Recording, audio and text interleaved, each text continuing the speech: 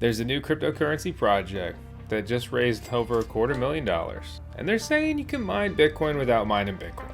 Being a Bitcoin miner myself, I'm like, okay, what's going on here?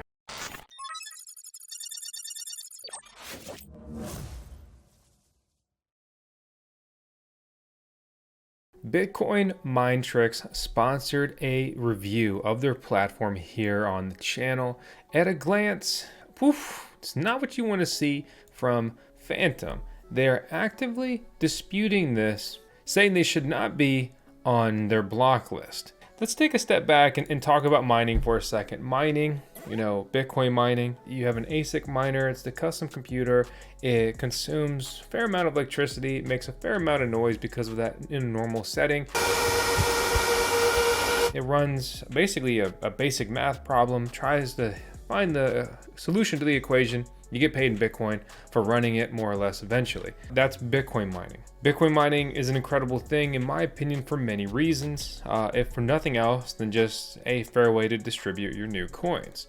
So what Bitcoin Minetrix is trying to do here is basically offer tokenized cloud mining. Some people like cloud mining, some people don't. So remember, when it comes to sponsored reviews, you can buy coverage, but you can't buy favors. So let's kind of check this out. They're running a token sale, not financial advice. This is more of like a third-party review and audit. You do whatever you want to do. Firm reminder there. Okay, so they claim to have raised $331,000 out of their 3 million target raise. They are accepting ETH, USDT, or a card. I know this is a bit more difficult to do, but I would love to see Bitcoin as an option here as well. And they also have a buy with BNB option. There is a pro about tokenizing your cloud mining. For example, if you didn't feel like being a cloud miner with them anymore, you could sell your tokens. Whereas back in the day, a lot of people mined with Genesis mining for cloud mining. There was no way to get out of your account, your buy-in, your subscription there for better and ultimately for worse, as mining really went downhill and they canceled a lot of their subscriptions with their flaky terms. So Minetrix is saying they have decentralized cloud mining and a stake to mine concept where basically you buy their tokens, you stake them. They are an Ethereum token, an ERC20 token. It means this will be traded on top of the Ethereum blockchain.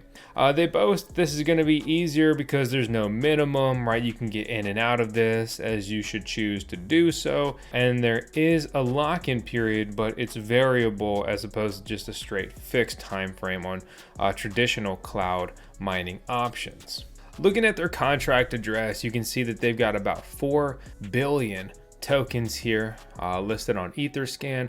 Punching this into some decentralized token scanners and things like that, we see that it's missing liquidity, which would be expected. There's a dump risk, and that's to be expected because there's a centralized wallet here and nothing else really too crazy pops up. We run the contract address through Go Plus Labs.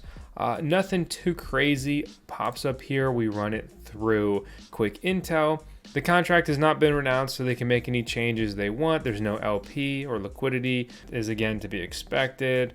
With the contract not being renounced, you can still make changes to it and things like that. They're definitely launching a big paid campaign. They're pushing out PR articles and things like that. They're very proud of raising over $200,000 in the last 48 hours in a crypto bear market. The general concept of decentralizing cloud mining is interesting, but as I kind of look around and I dig through their information, I'm happy to see that they have an audit completed by Coinsult. But this was only a smart contract audit. There was no KYC or anything really audited about the company. They do list their company information, Bitcoin Minetrix Ltd, with a VAT number and an address going back to Georgia. Not the state, the country. An agency reached out to us to sponsor this video review here on the channel.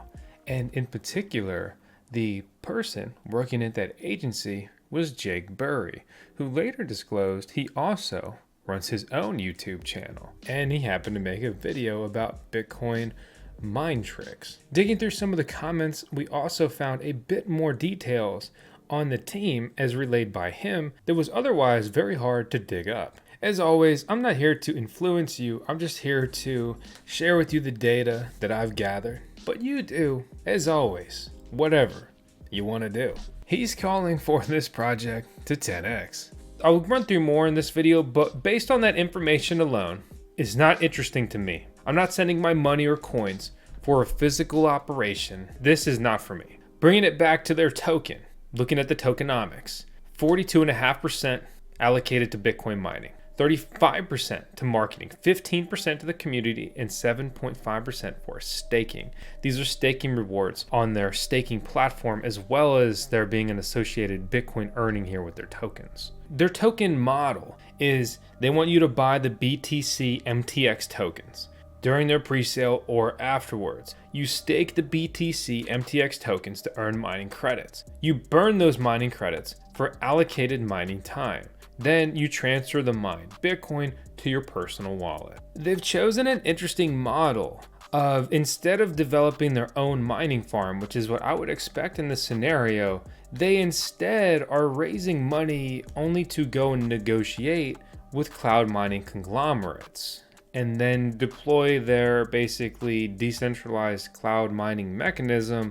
However, it will be entirely built in and based around someone else's existing cloud mining business, which puts them at a severe disadvantage. They are entirely at the mercy of another company because it's not their own company that's deploying this. Because there's no negotiation with the cloud mining conglomerate, because you would assume you're raising funds to create your own mining farm. Like, you are the cloud miner, essentially, you know, the facilitator. You're building your own cloud mining conglomerate, you would think.